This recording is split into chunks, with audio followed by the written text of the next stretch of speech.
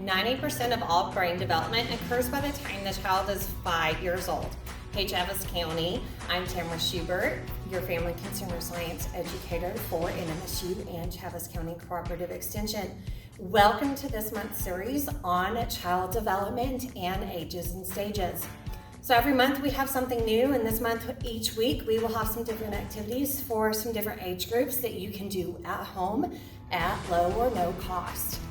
When we look at the developing child and the various ages and stages of development, age-appropriate play is key to their emerging sense of themselves, others, and their environment.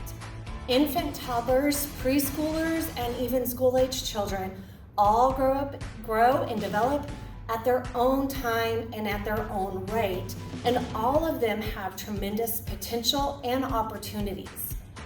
These opportunities are found in creativity and self-expression, connections to others, building, maintaining, and sharing play experiences, and coming to know more about themselves and the world around them. All of these are at the heart of play. What we may look at from the outside as play, others from the inside will look at as learning. Choosing age-appropriate activities isn't only about safety, though. It's vital for the child's early years development. The right age-appropriate play exercises give children the chance to express and enjoy themselves, explore their imaginations, and develop crucial skills in communication, gross motor, fine motor, problem solving, and personal, social, emotional connections. Education starts from birth, but in order for it to be effective, it must mirror the developmental maturity of the child. For example, most of us can easily see how the learning capacity of a 40-year-old is not all that much different from a 45-year-old. But when we look at the learning capacity of a 1-year-old, 2-year-old, or even 3-year-old, there are some obvious differences there. A concept is processed differently by children at each age. So in order for education to be most effective, it must take into account the age of the child. And that's not necessarily the number, it's the maturity or the readiness of that child. Our brains are built, not born.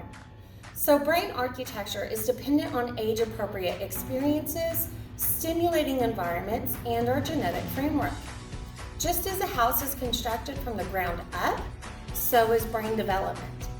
We can't expect someone to know statistics before we first teach them some basic math. Age is not just a number.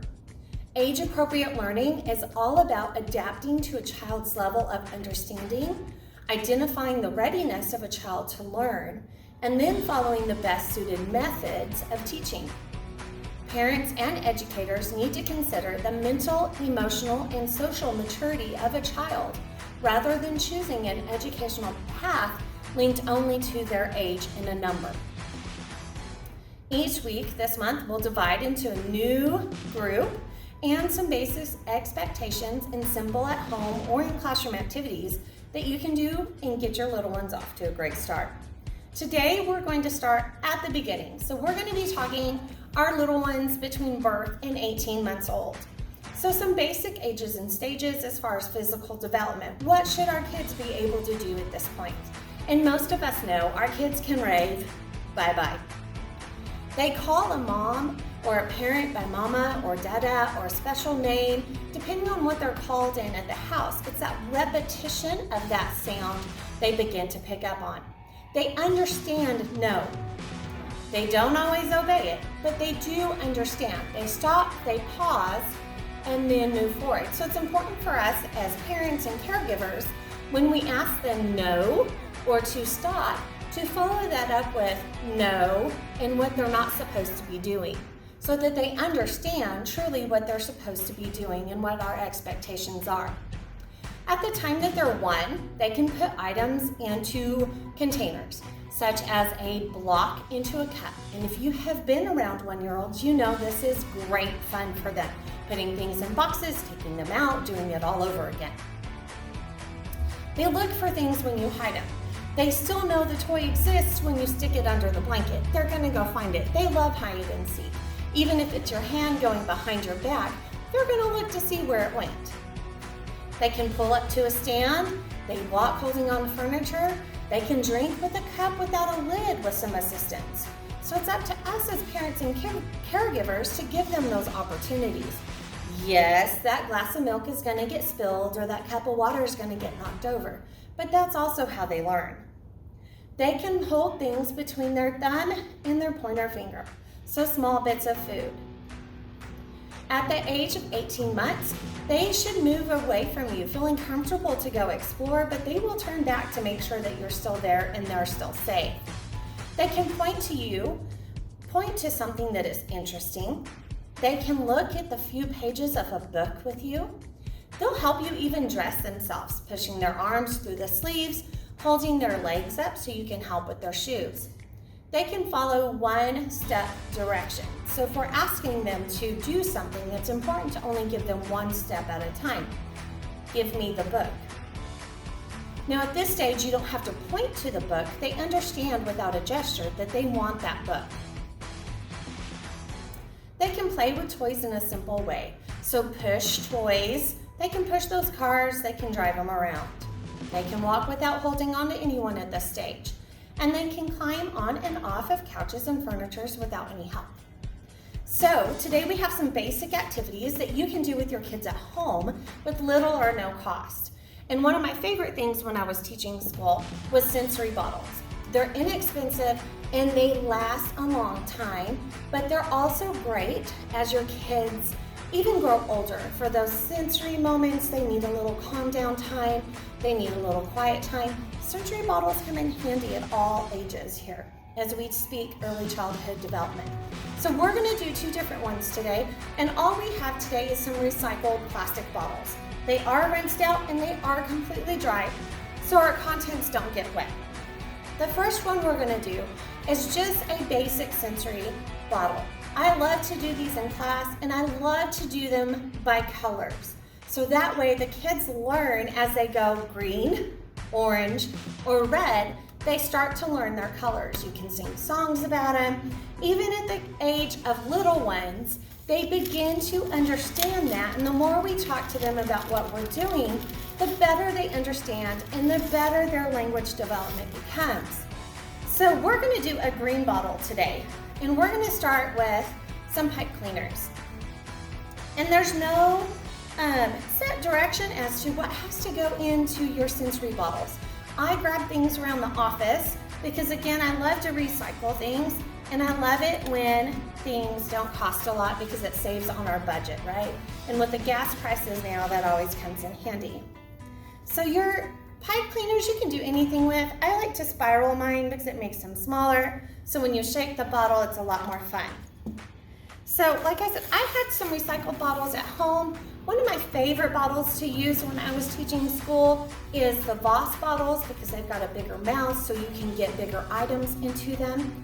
You want one with some structure so you don't want it to fall apart right away. So we've got some spiraled up pipe cleaners in here. I found some jewels. So again, we're gonna go with green. The jewels are gonna give us a little something shiny that the kids can search for. As the kids get older, you can put metal objects in your sensory bottles, and they can use magnet wands or things to make them move up and down the sides. But for right now, we want to keep it as light as possible for babies' hands. The nice thing about this one is the little one's hands can grip these pretty easy. And if we don't fill them all the way up, they'll be easy for them to shake and move around. So we have some green jewels in there. I also found some jingle bells, so we're gonna add just a little bit of noise to these. So depending on what you wanna do, in your pantry, it's full of good things that can go in there. Pasta is a great one to put into sensory bottles. You can dye it with a little bit of vinegar and a little bit of food coloring. Rice is a good one too, so you can color coordinate those. So we just have crinkled up paper. It's shredded in there. We're gonna put that in there. Y'all, I found all kinds of stuff in my office. And also found some beads. So we're gonna continue with our green theme here. And we're gonna put some beads in the bottle. That'll add to our noise as well, which kids love. I know some parents are like, ooh, noise, no. But that helps with their sensory development and gets them used to those. And we added a couple of different beads in there.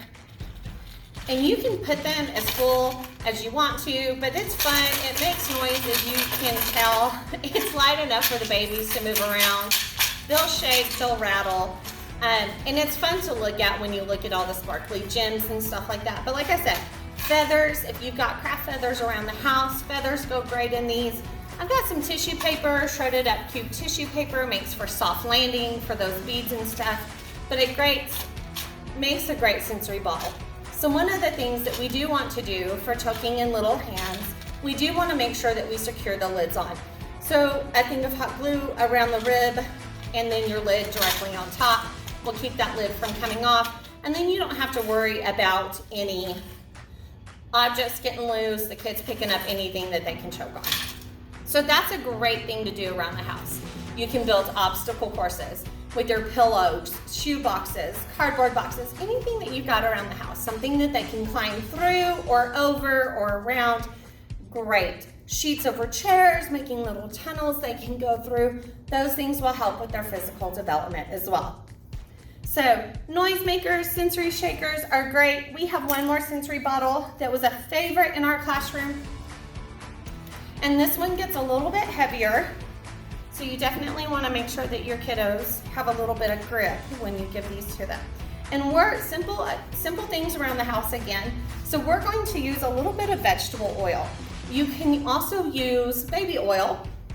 It works great and it's white, which is really good. So if you don't want the yellow tone of your vegetable oil, baby oil makes a good one. These bottles are great for science class too, because you can explore why water and oil separate. So we have a little bit of oil in the bottom of our bottle. The other thing we're going to add is some glitter. And you want to pick a glitter that's going to stand out. So I have some silver glitter. If I can get the container open here. And you can add as little or as much as you want.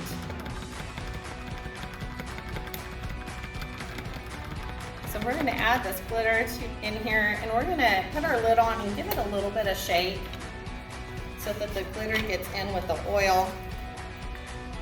And you can tell it already looks pretty. We may add just a little bit more. We picked a color that kind of stands out and blends in at the same time. I wanted to avoid gold since I really thought it would blend in with the oil. Red would go really pretty here, but we're going to add some red water to it, so I didn't want it to blend. All right, so we have our oil with our glitter in it. You'll see as it kind of sets, the glitter will start to go down. That's another science property that as your kids grow up, you can talk to them about. And then we're just going to add some colored water to the top of this. So my water is just red today, a little bit of food coloring, and a little bit of water. And you can tell as it goes through, it kind of mixes together and then it starts to separate. We don't want to fill the water bottles all the way up because you do want some room where they can create some pretty cool effects. So if you can see, my water and my oil has already started to separate. It's got some lava bubbles going on the bottom. You can shake it up. The kids love to shake it. They like to watch the glitter move. And then as it settles, it'll start to separate again, which is fun. It's interesting. If you do a blue one, you can put some stickers on it and it makes a little ocean if you've got some plastic fish. So these are always a fun one. Remember again, secure those lids with some hot glue. Tape they tend to pick at, but hot glue works really good. Check them often so that these bottles don't open around your house or around your classroom. If you've got child development questions, contact us in the office. We are authorized in all 7 competencies in the state of New Mexico to do training. So if you're a child care educator and you're looking for some information or some activities to do with your kids, please contact us in the office. We'll see you next week for our next Ages and Stages.